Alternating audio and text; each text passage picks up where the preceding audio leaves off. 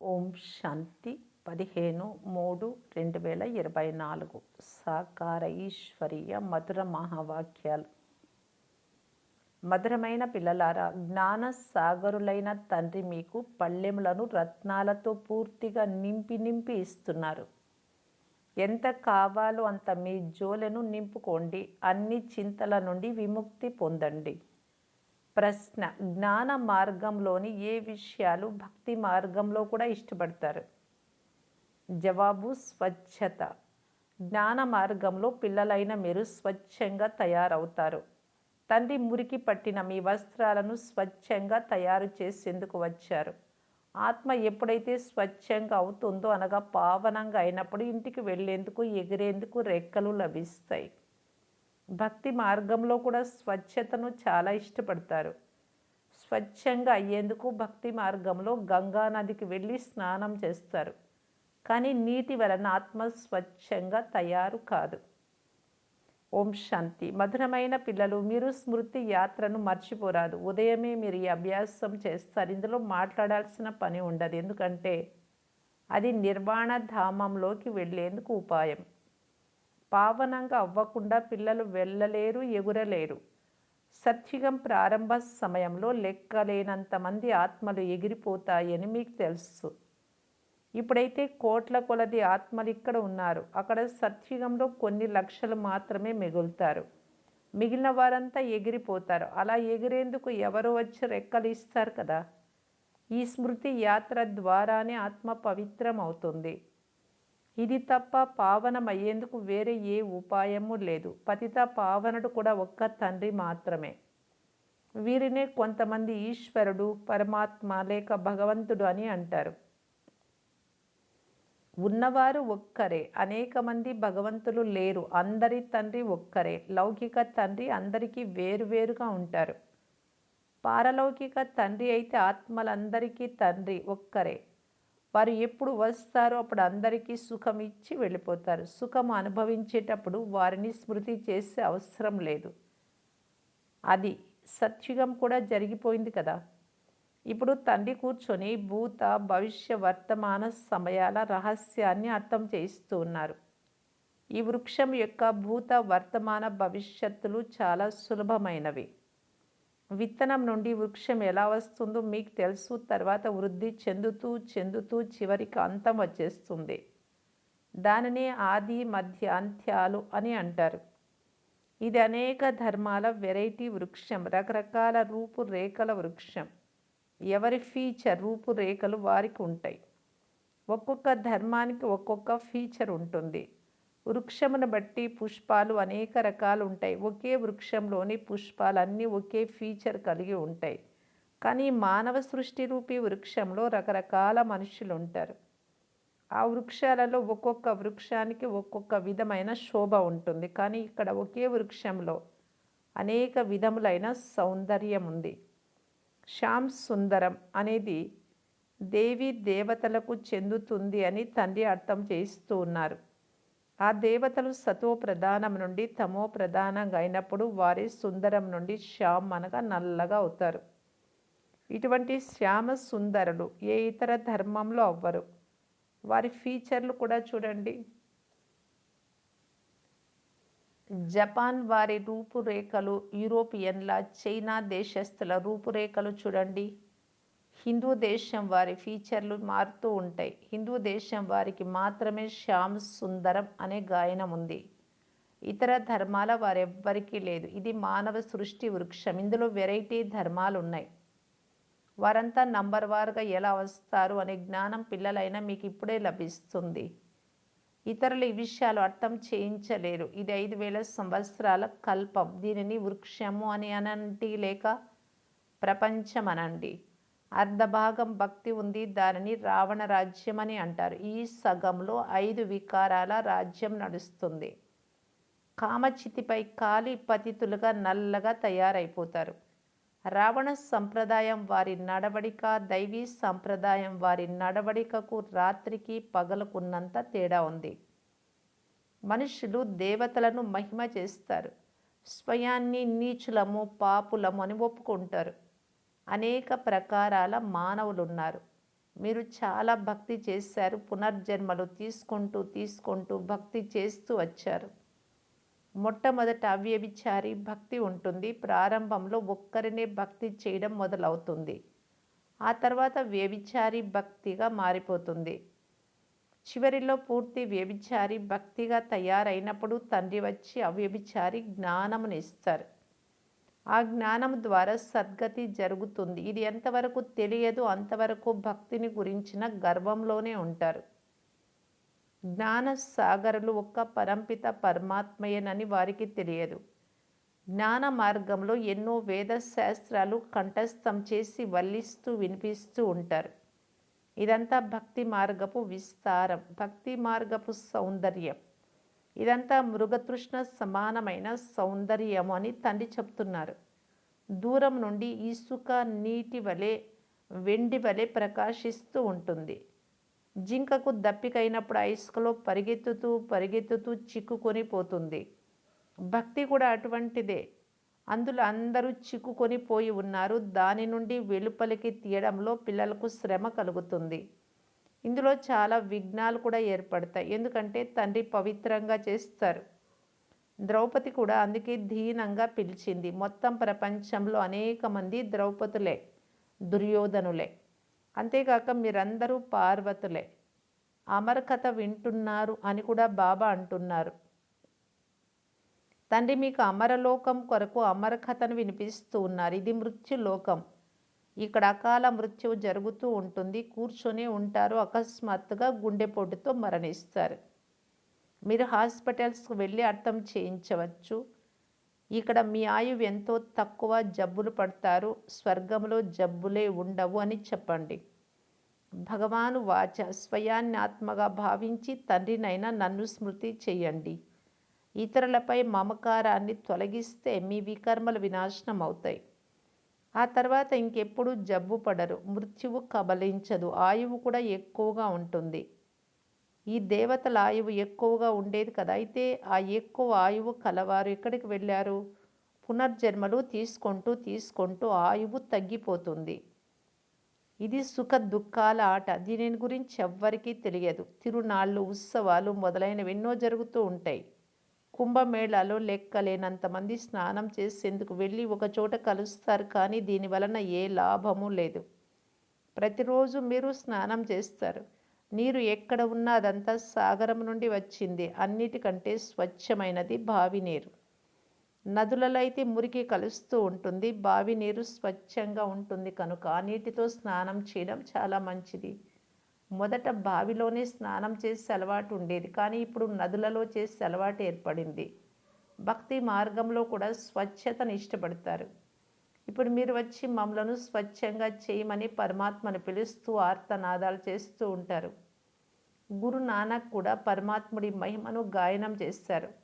మలిన వస్త్రాలను శుభ్రం చేసి తండ్రి వచ్చి మలిన వస్త్రాలను స్వచ్ఛంగా చేస్తారు. ఇక్కడ తండ్రి ఆత్మలను స్వచ్ఛంగా చేస్తారు. వారు అయితే భక్తిలో ఆత్మ నిర్లేపము అని భావిస్తారు. ఇది రావణ రాజ్యం అని, సృష్టికి క్రిందకు దిగజారే కళ అని తండ్రి చెప్తున్నారు. మీరు ఉన్నతమైతే అందరూ ఉన్నతం అవుతారు అని గాయనం కూడా ఉంది. సర్వులకు సద్గతి జరుగుతుంది. ఓ బాబా, మీ ద్వారా అందరికీ మంచి జరుగుతుంది. సత్యుగములు అందరూ బాగుంటారు.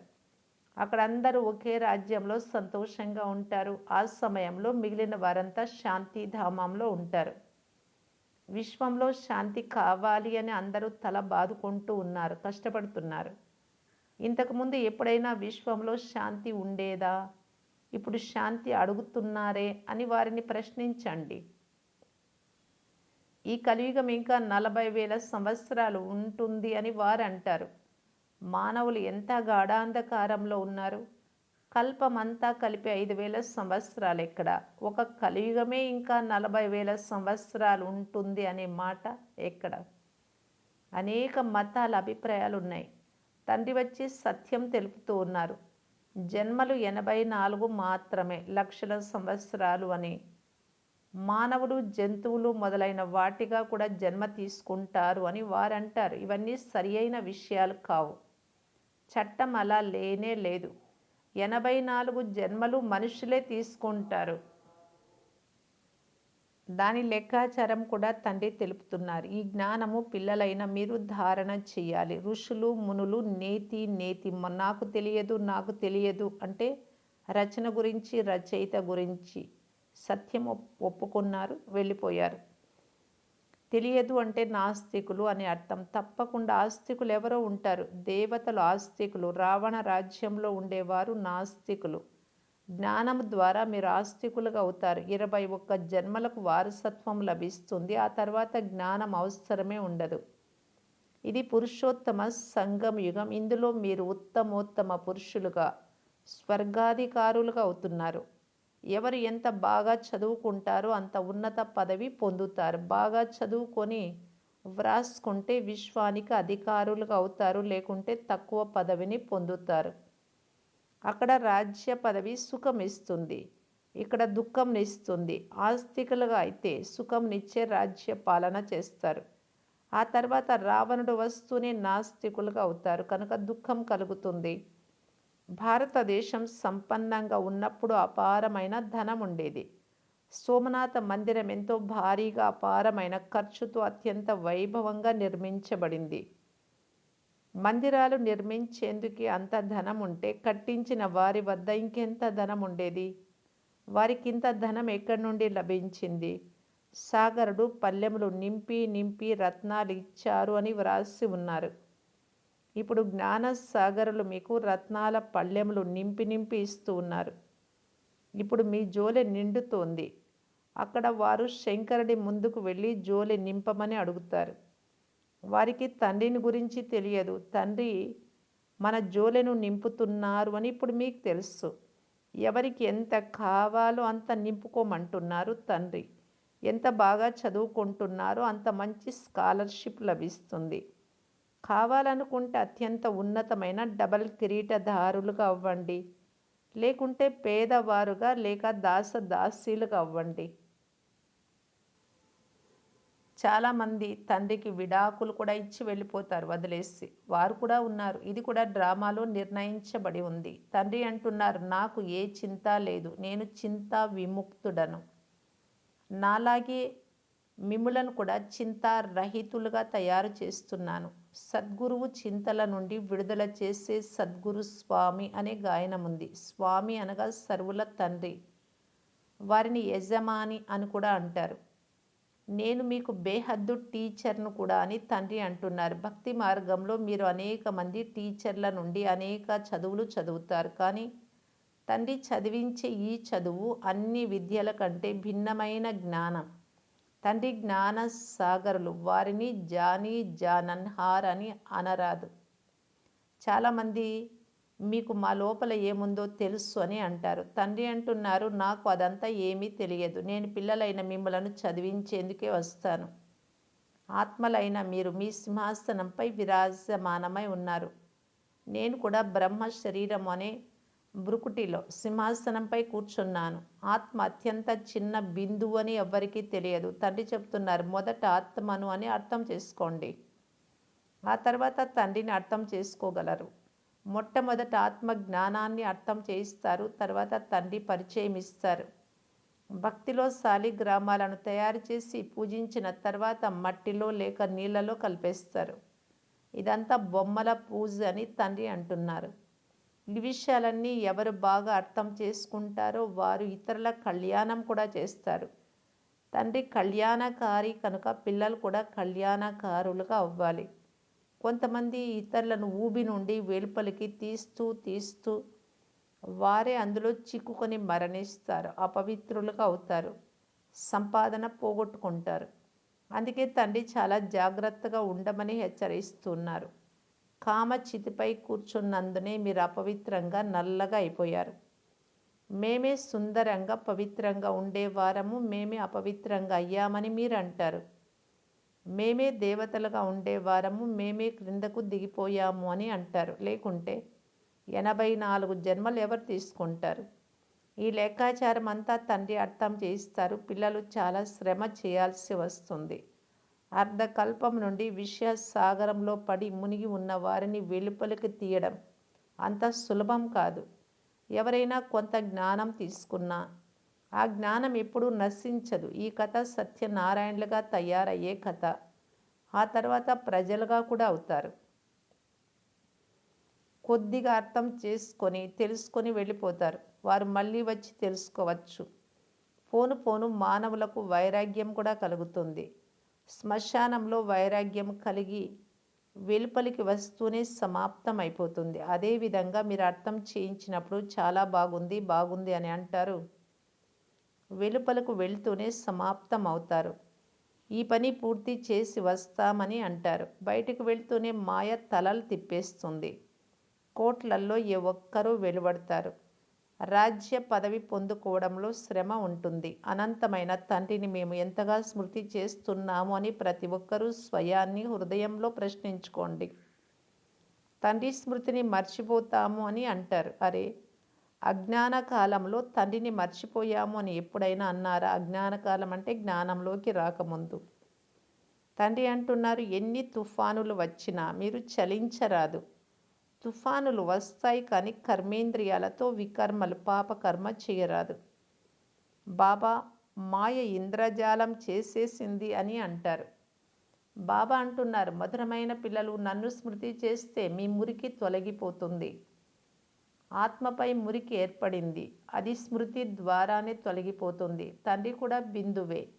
తండ్రి స్మృతి తప్ప మురికిని తొలగించుకునేందుకు వేరే ఏ ఉపాయము లేదు. మంచిది. మధురాతి మధురమైన అపురూపమైన పిల్లలకు మాతాపిత బాప్దాదాల ప్రియ స్మృతులు మరియు గుడ్ మార్నింగ్. ఆత్మిక పిల్లలకు ఆత్మిక తండ్రి నమస్తే. ధారణ కొరకు ముఖ్య సారం. ఫస్ట్ పాయింట్, మీరు కళ్యాణకారి తండ్రి పిల్లలు. అందువలన స్వకళ్యాణాన్ని మరియు సర్వుల కళ్యాణాన్ని చెయ్యాలి. చేసిన సంపాదన సమాప్తమయ్యే ఏ కర్మలు చేయరాదు. ఇందులో చాలా హెచ్చరికతో ఉండాలి. సెకండ్ పాయింట్, బాగా చదువుకొని జ్ఞాన రత్నాలతో మీ బుద్ధి అనే జోలెను పూర్తిగా నింపుకోవాలి. స్కాలర్షిప్ తీసుకునే పురుషార్థం చేయాలి. తండ్రి సమానం చింతాముక్తులుగా నిశ్చింతులుగా ఉండాలి. వరదానము, అనుభూతి చేసుకునే శక్తి ద్వారా పాత స్వభావము సంస్కారాల నుండి న్యారాగా భిన్నంగా అయ్యే మాయాజీత్ భవ. ఈ పాత దేహం యొక్క స్వభావ సంస్కారాలు చాలా కఠోరమైనవి. ఇవి మాయాజీతులుగా అవ్వడంలో పెద్ద పెద్ద విఘ్న రూపంగా అవుతాయి. స్వభావ సంస్కారాల రూపీ సర్పం సమాప్తమైపోతుంది కానీ దాని గుర్తు ఉండిపోతుంది. అది సమయం వచ్చినప్పుడు పదే పదే మోసం చేస్తుంది. చాలాసార్లు మాయకు ఎంత వశీభూతం అవుతారు అంటే తప్పును తప్పు అని కూడా అర్థం చేసుకోరు, పరవశం అవుతారు. అందువలన చెక్ చేసుకొని అనుభూతి శక్తి ద్వారా పాత దాగి ఉన్న స్వభావ సంస్కారాల నుండి భిన్నంగా అవ్వండి. అప్పుడు మాయాజీత్గా అవుతారు. స్లోగన్, నావి అనే అనేక సంబంధాలను సమాప్తం చేసుకోవడమే ఫరిస్తాగా అవ్వడం. అవ్యక్త ఇషారా, సర్వప్రాప్తులతో సంపన్నులై నిశ్చింత చక్రవర్తి స్థితిని అనుభవం చేయటానికి బాప్దాదా తెలియజేస్తూ ఉన్నారు. బాప్దాదా పిల్లల దుఃఖం యొక్క విషయాలను వింటూ చూస్తూ యోచిస్తారు. సుఖసాగరుడి పిల్లలు నిశ్చింత చక్రవర్తులకు దుఃఖం ఎక్కడి నుండి వస్తుంది? బ్రాహ్మణాత్మలు ఎచ్చట ఉన్నారు అక్కడ దుఃఖము దుఃఖ వాయుమండలం మధ్యలో కమలపుష్ప సమానంగా దుఃఖము నుండి భిన్నంగా నిశ్చింత చక్రవర్తులు. వీరిని ఏ దుఃఖం యొక్క అలలు తన వైపు ఆకర్షించలేవు. ఓం శాంతి.